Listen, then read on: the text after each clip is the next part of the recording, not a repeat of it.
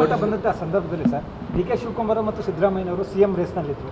ಆ ಸಂದರ್ಭದಲ್ಲಿ ಹೈಕಮಾಂಡು ಸಿದ್ದರಾಮಯ್ಯನವರಿಗೆ ಮಣೆ ಹಾಕಿತ್ತು. ಆವಾಗೇನಾದರೂ ಅಧಿಕಾರ ಹಂಚಿಕೆ ಆಗಿತ್ತಾ ಸರ್? ನೋಡಿ, ಈಗಾಗಲೇ ನಾನು ಎಲ್ಲ ಹೇಳಿದ್ದೀನಿ, ಪದೇ ಪದೇ ಚರ್ಚೆ ಬೇಡ. ನನಗೀಗಾಗಲೇ ಶಿಸ್ತನ್ನು ಉಲ್ಲಂಘನೆ ಮಾಡ್ತಾ ಇದೆಯಾ, ಶಿಸ್ತನ್ನು ಉಲ್ಲಂಘನೆ ಮಾಡ್ತಾ ಇದೆಯಾ ಅಂತೇಳಿ ನನಗೆ ಬೆಲ್ ಹೊಡಿತಾನೆ ಇದ್ದಾರೆ. ಸೊ ನಾನೀಗ ಗೊತ್ತಿಲ್ಲ. ಈಗ ನೀವೇ ಮಾಧ್ಯಮದವ್ರು ನೀವೇ ಕೇಳ್ಬೇಕು, ನನಗೆ ಕೊಟ್ಟವ್ರೆ ನಾನು ಉತ್ತರ ಕೊಡ್ತೀನಿ. ಸರ್, ರಂಗನಾಥ್ ಅವರು ಅಸಮಾಧಾನ ವ್ಯಕ್ತಪಡಿಸಿದ್ರು ಸರ್. ತಮಗೆ ನೋಟಿಸ್ ಕೊಟ್ಟಿರೋ ವಿಚಾರವಾಗಿ ಏನು ಹೇಳಬಾರದಂಥದ್ದು ಏನು ಹೇಳ್ಯಾರ ಇಕ್ಬಾಲ್ ಹುಸೇನ್? ಬೇರೆಯವ್ರಿಗಿಲ್ಲದ ಇಕ್ಬಾಲ್ ಹುಸೇನ್ ಅವ್ರಿಗೆ ಯಾಕೆ ಅಂದರೆ ನೋಟಿಸ್ ಕೊಟ್ಟಿದ್ದಾರೆ? ನನಗೆ ನೆನ್ನೆ ನಮ್ಮ ಶಾಸಕರು ಸಾಕಷ್ಟು ಜನ ನನಗೆ ಫೋನ್ ಮಾಡಿದ್ರು. ವೈ ಯು ಆರ್ ಅಲೋನ್, ಏನು ನಿಮ್ಗೆ ಒಬ್ಬರಿಗೆ ಯಾಕೆ ಇದನ್ನೆಲ್ಲ ಅಂತ ಹೇಳಿದ್ರು. ನನಗೆ ಗೊತ್ತಿಲ್ಲಪ್ಪ, ನೀವು ಅದನ್ನು ಕೇಳ್ಕೊಳ್ಳಿ ಅಂತ ಹೇಳಿದ್ದೀನಿ. ಆದರೂ ನಿಮ್ಮ ನಿರ್ಧಾರ ಒಂದಿನ ಸ್ವಲ್ಪ ಬೆಂಬಲ, ನಾನು ಅದಕ್ಕೆ ಬದ್ಧವಾಗಿ ಇರ್ತೀನಿ ಸರ್. ನಾನು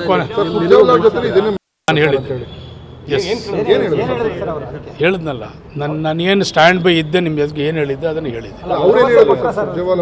ಅದು ಹೈಕಮಾಂಡ್ ಬಿಟ್ಟು ವಿಚಾರ, ನೀವೆಲ್ಲ ಯಾಕೆ ಮಾತಾಡ್ತೀರ ಅಂತ ಹೇಳಿದ್ರು.